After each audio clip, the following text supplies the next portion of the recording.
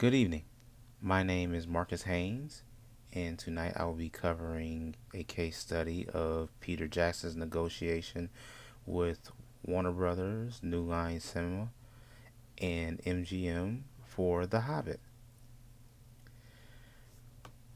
In 2010, legendary filmmaker Guillermo del Toro stepped down from his role as director for the upcoming The Hobbit film franchise, which was under production by Warner Brothers, New Line Cinema, and MGM Studios. During this time, MGM was suffering immense financial difficulties, which left the position of director vacant for an extended period of time.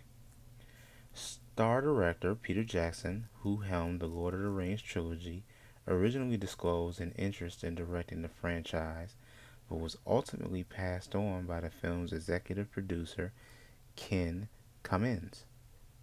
Cummins stated that Jackson's production schedule was full of competitor projects and it was necessary to pursue an alternative director. However, Jackson campaigned that he was the optimal candidate for the position and insisted upon leading the continuation of the franchise with The Hobbit. This plunged the three production studios into numerous lengthy negotiations amongst each other as well as with Peter Jackson himself.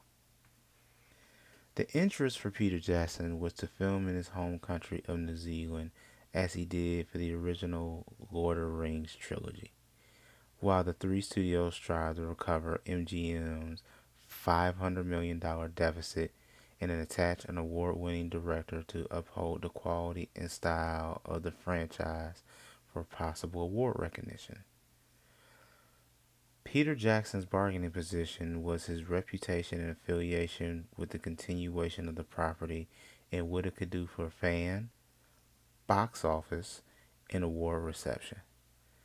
The studio's bargaining positions were the guarantees of concurrent contracts that lasted the length of the trilogy's production and potential award-winning additions to Jackson's filmography.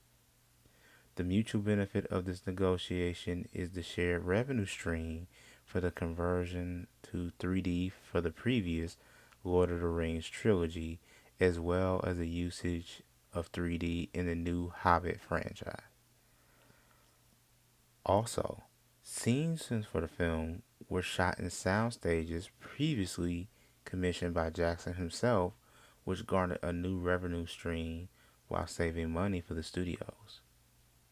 Furthermore, the positive negotiation between the studios and Jackson strengthened the relationship for future creative opportunities.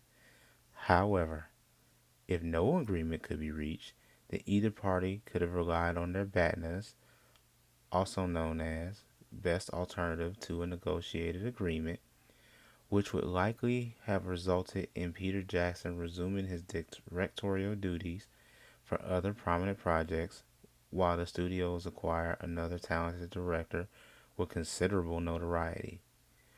Both parties' mutual respect for one another allow for a civil and effective negotiation between the two and recognize the value of the other, allowing for a mutually beneficial relationship.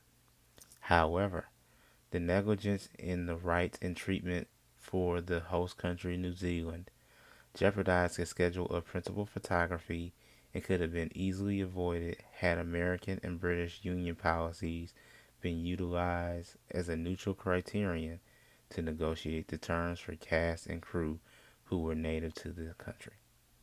I hope you enjoyed this presentation. Again, this was Marcus Haynes. Have a blessed and wonderful day.